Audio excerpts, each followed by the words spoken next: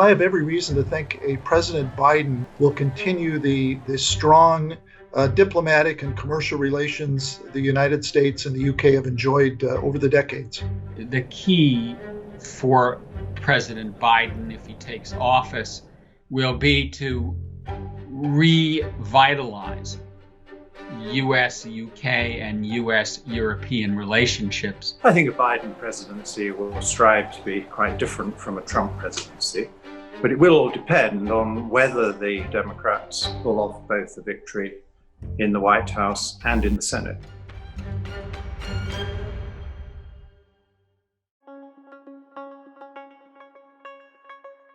Dealing with the European Union is very difficult. President Trump was a strong supporter of Brexit. They drive a hard bargain. He seems to have a good relationship with Boris Johnson.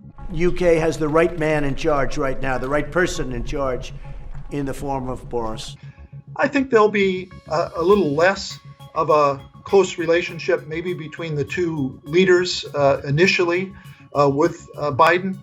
I don't think he supported Brexit. Joe Biden is a fan of the European Union. He has, over the last decades, seen the integration of Europe as a positive development in geopolitical stability.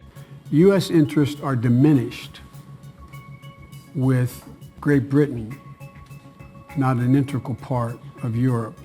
Will he punish the UK for its decision to leave the European Union? Absolutely not.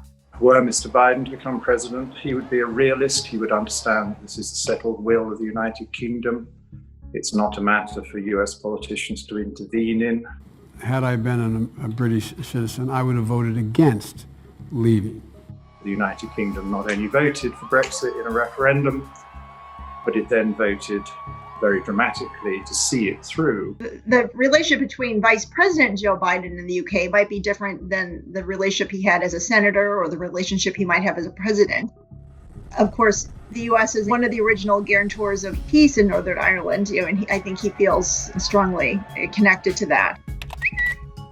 I think the most controversial issue, depending on how Brexit lands, will be the Northern Ireland issue.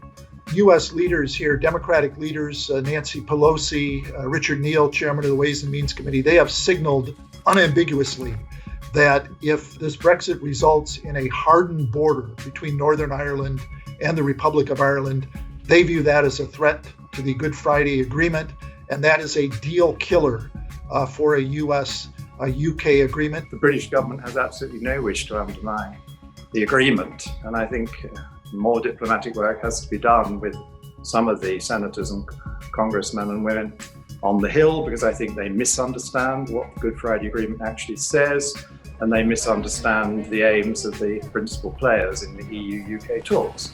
It is only because the EU has been refusing to negotiate in good faith about a free trade answer that you have border issues over customs and the movement of goods.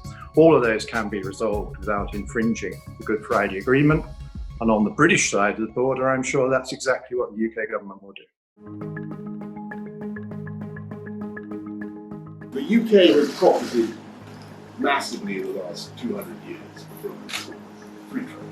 Well, the great news about doing a trade deal with the US or with anybody else, once we are a free country negotiating our own trade arrangements, is that we can decide. We can decide that it's worth making some concessions to get the benefits that a free trade deal offers, or we can decide it isn't worth making the benefits.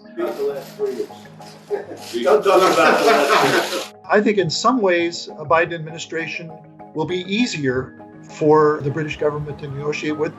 There'll be some nuanced differences, but President Biden will have the same interest as any U.S. president, increasing market access for U.S. exporters, a sensitivity to certain domestic interests here in the United States. So I'm cautiously optimistic an agreement will get done. Trade negotiations between the two parties, assuming that they go forward, will take place outside the public eye.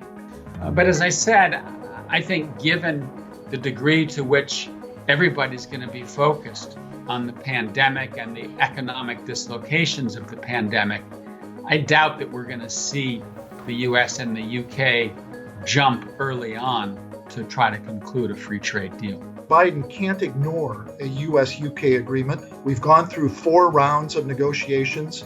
We've made a lot of progress. The UK is the world's 5th largest economy. It's the US's 5th largest trading partner. So he's going to have to both take the agreement seriously and embrace it as something positive for both countries.